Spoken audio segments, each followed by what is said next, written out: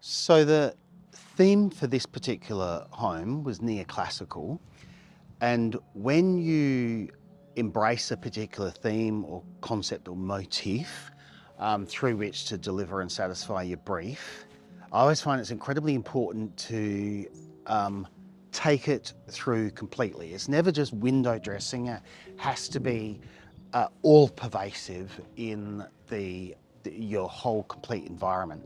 So in this form, it starts here, of course, with the front elevation and the portico, which is particularly neoclassical, proportions of it strictly in accordance with Vitruvius. You can see that here in just the hierarchy of the plinth, the shaft, banded coins, and pediment across the top.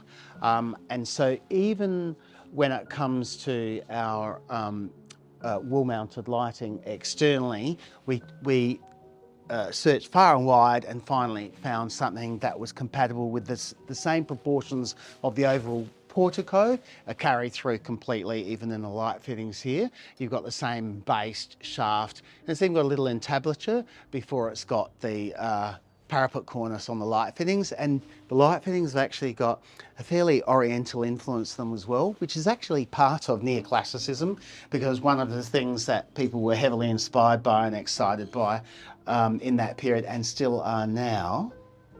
The front door, because it's number 10, we couldn't do, we had to do a solid black high lacquer front door. And the good thing about that is that when you go super black, like as close as you can get to chromatic black, then all of the profiles of it have a huge sheen so that you get the reflection of all the different contours of the brickbat multi-panelled front door, and the polished brass pops out from it. So that's why the front door, this is an off black colour called Monument, and the door itself is a deeper shade of black. So from the very long driveway, it draws you in and this shines out. So have a look inside. We've carried that through with the same sort of classical proportion. I mean, here we've gone a bit Roman with the arches and the colonnade of a series of them, but carried through the same sort of detail, with everything being, like our director Theo, as you probably know, is a huge stickler for authenticity. So everything about this building was quite neutral in the colours and shades used. So it's a bit of a blank canvas for however you want to play out and furnish and engage in the space. But for the building fabric, we kept everything very solid and neutral, with an emphasis on the best quality, authentic materials that we can get. So that's why we've got the herringbone parquetry floor, which is a European oak. There's a huge amount of European oak here, which I'll show you through. So following the classical motif there, and reeded architraves, and the brickbat front door is echoed somewhat in the little pyramid corner blocks and all the architraves here, and the oak skinned doors, all finished natural, because we're showing off the fact that it's natural, beautiful, optimal, best quality building fabric in it, which we carried through. Also, I call this the great room, which is the combination of kitchen with a butler's pantry behind it, dining room and lounge room in this space, which we're just finishing off now. And you'll see the same theme with the oak floor, the oak doors is also carried through in our island bench, which is, that one's Tasmanian oak.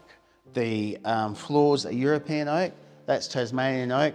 But the only thing we don't have is American oak, but that's got a much more aggressive grain to it and a much stronger aesthetic. And probably the piece de resistance that finishes off and really expresses the quintessential essence of that neoclassical theme is our Robert Adam inspired fireplace. Robert Adam is a architect from the 18th century that I'm a huge fan of, but is the high watermark of neoclassicism. His fireplaces go nowadays for about 200 grand. That wasn't particularly feasible. You can get marble reproductions out from the UK for about 20 or 30.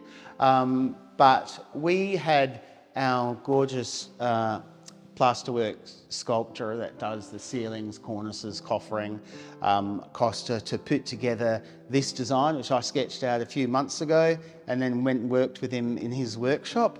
And he put this together for us pretty much exactly as drawn.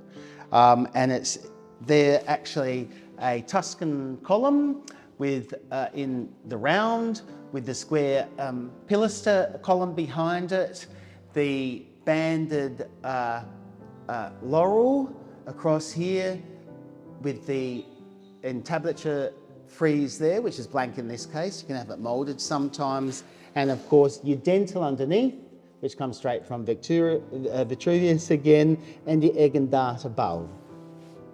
And so the whole thing is the focus. Before, the kitchen was the heart of the home, the fireplace was the heart of the home. And so that's why this is a big event in this particular building. And at the end of this whole great room, the kitchen is the counterpoint to it, directly facing this. But also we love a bit of technology, so it's got all the tech up there so you can mount a TV from that wall too. I'm really happy with it.